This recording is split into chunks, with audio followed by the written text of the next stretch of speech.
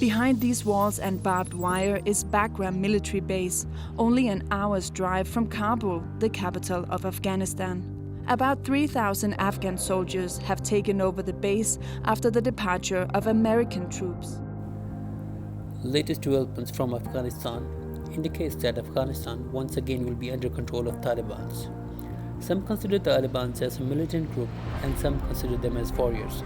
The question is, who are Talibans?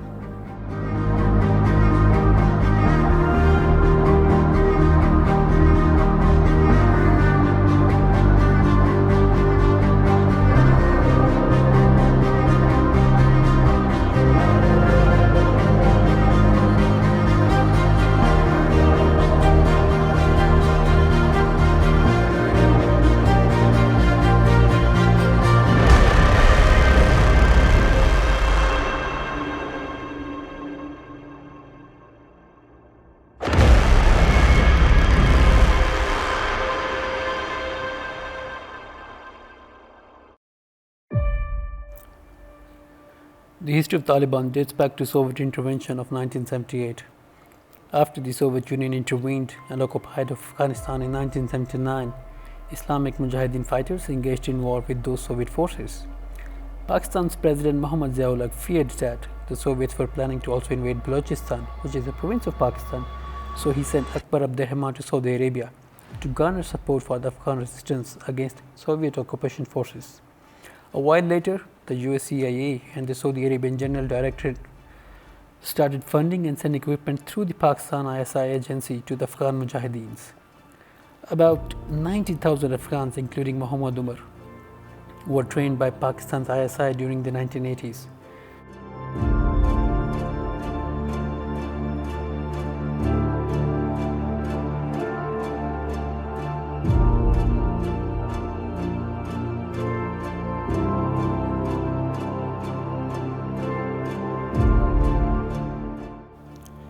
The British professor Carol Hillenbrand concluded that the Talibans have arisen from those US, Saudi, Pakistani supported Mujahideen.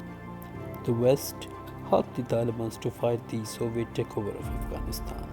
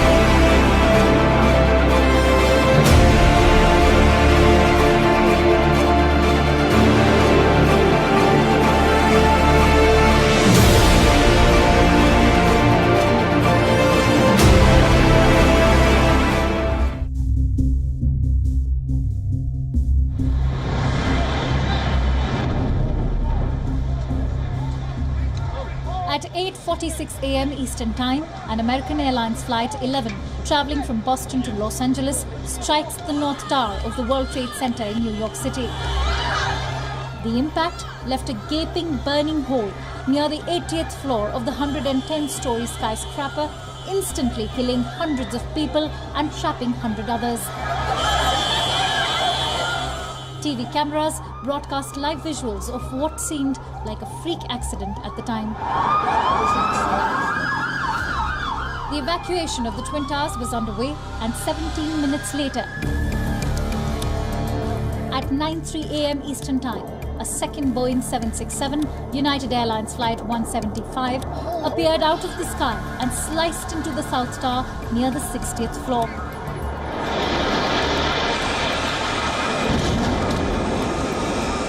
Following a massive explosion, the collisions showered burning debris over surrounding buildings and onto the streets below.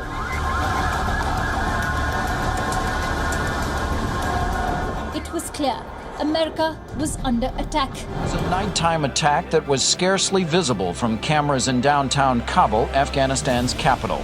But it involved a huge strike force, the United States and Britain firing 50 Tomahawk cruise missiles, 2 carriers sending 25 strike aircraft over Afghanistan, and another force of 15 heavy bombers coming from bases on land.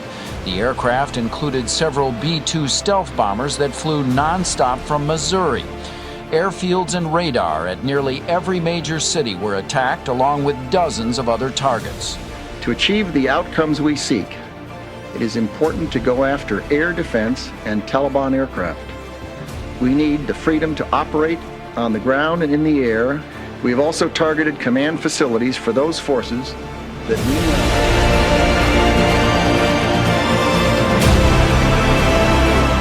The Taliban's march through northern Afghanistan is gaining momentum with the capture of several districts from fleeing Afghan forces, several hundred of whom fled across the border into Tajikistan. The Taliban now control roughly a third of all 421 districts and district centers in the country. Since mid-April, when US President Joe Biden announced the end of Afghanistan Forever War, the Taliban have made strides throughout the country, but their most significant gains have been in the northern half, a traditional stronghold of US allies warlords who helped defeat them in 2001.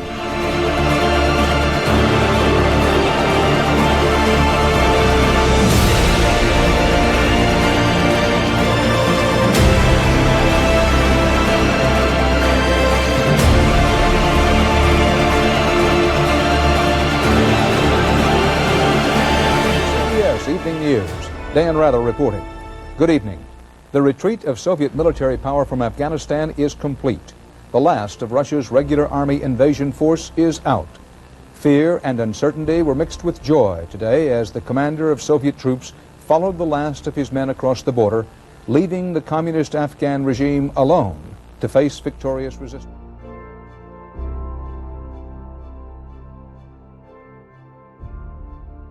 First, it probably carries a lot more significance to the Taliban than it does to the US, because in reality the American withdrawal had already sort of begun, but it is seen as the beginning of the official sort of withdrawal. But it carries a lot of meaning and significance to the Taliban. The Taliban has again and again stated that it does not accept this delayed withdrawal. It sees this as a breach of the original US Taliban deal, which was signed last year, and it has threatened violence. So that is what many people fear will happen.